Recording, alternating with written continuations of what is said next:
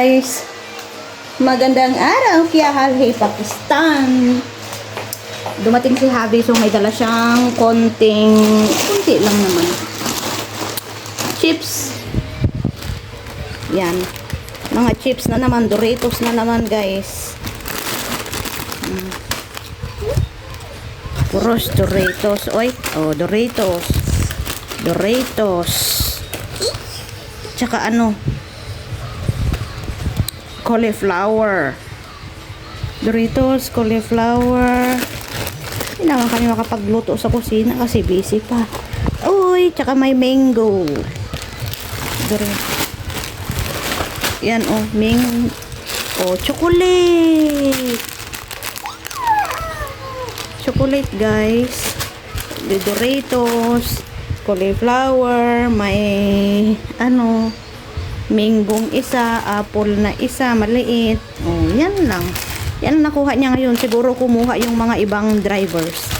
Kasi kapag mango may 3, 4, ganun eh. Ngayon isa lang.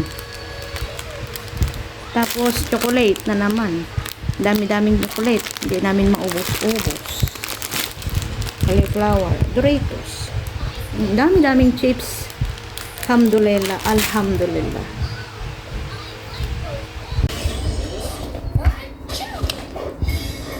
Banana. You won't be pouring slippery oil on the course of the day. Remember to take long strides, America. So, ito nga guys, si baby girl. Ayan. Gaganyan-ganyan ko siya kasi inaantok siya. Nakaupo lang kami tapos ano na yung mata niya, nahulog-hulog na yung mata niya kaya ginangan-ganyan ko na para tuluyan na siyang makatulog. Pero pag open ng camera, ayan, lumaki ulit yung mata. Ayaw ulit matulog. Ang batang ito talaga kapag may camera, gusto din talagang makita yung mukha niya sa camera. Inaantok na siya pero pagkakita ng camera, nawala yung antok. Ayan. Inaano-ano ko siya para makatulog na siya ng tuluyan.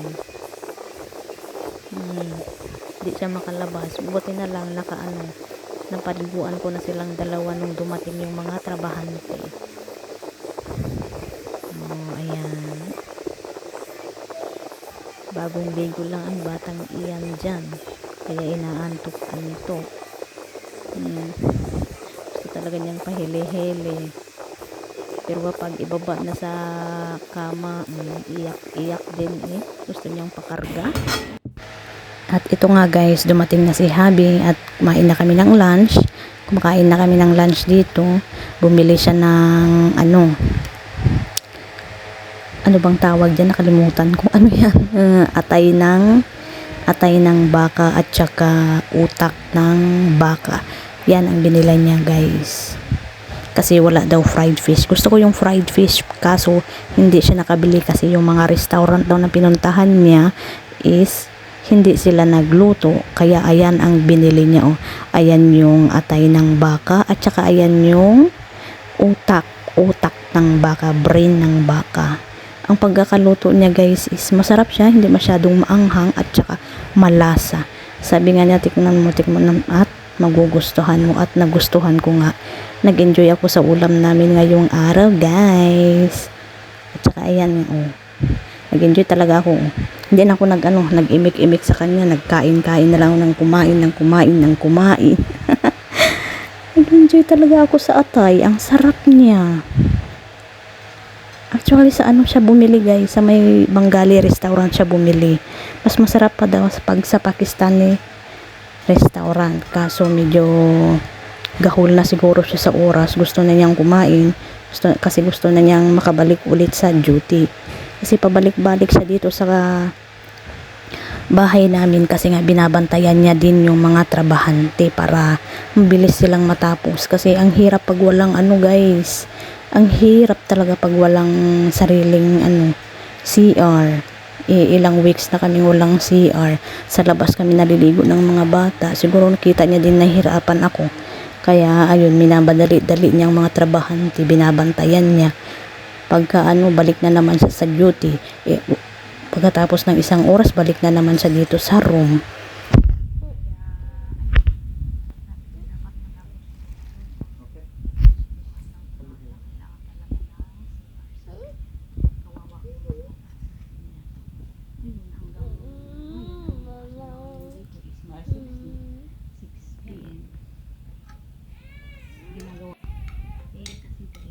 2 days silang hindi nag-duty dito ba. May pinuntahan daw sila, sabi nila. So 2 days nakabantay ang nakatambay ang mga materialis. Hindi na ilagay, hindi na ayos-ayos. Ngayon lang sila dumating na naman kasi tinawag-tawagan siya ni Habi na please dumating kayo, pumunta kayo bukas, mag-duty kayo bukas kasi kailangan namin, sabi niya. So ayun nga, dumating nga sila ngayong araw at sana matapos na nila.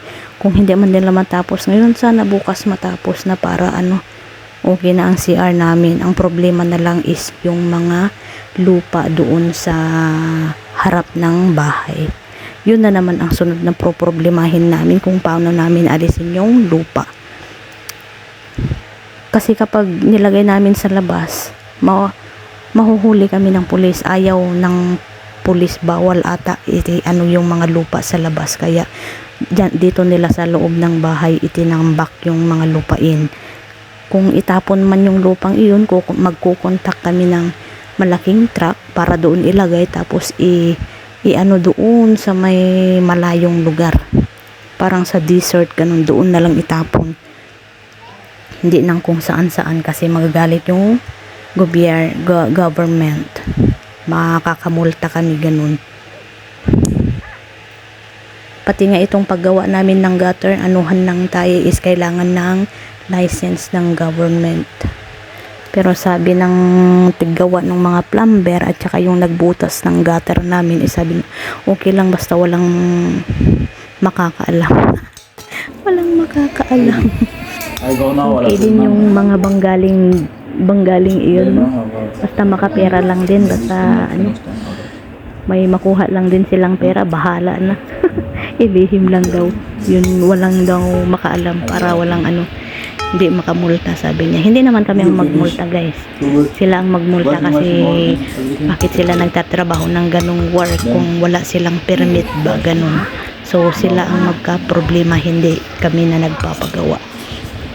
So inshallah walang makakaalam yung trabaho nilang ganyan kasi nga hindi sila licensyado ba. Ayan nga guys, patapos akong kumain, nagmamadali din kasi kay Habi na bumalik sa work niya kasi mahina daw yung delivery niya ngayon. Pero at least nakakuha siya ng groceries, okay na yun. Unti-unti yung baby boy namin. Iwan ko kung paano na naman namin ubusin yung fruits na dala-dala niya. Sabi ko bigyan niya yung mga trabahante kasi dalawa lang sila guys. Bigyan niya kahit ng matagi sa isang banana, apple, orange, sabi niya, wag na, matanda na yan sila, sabi niya. Kailangan ni baby boy daw ng mga fruits. So ayun,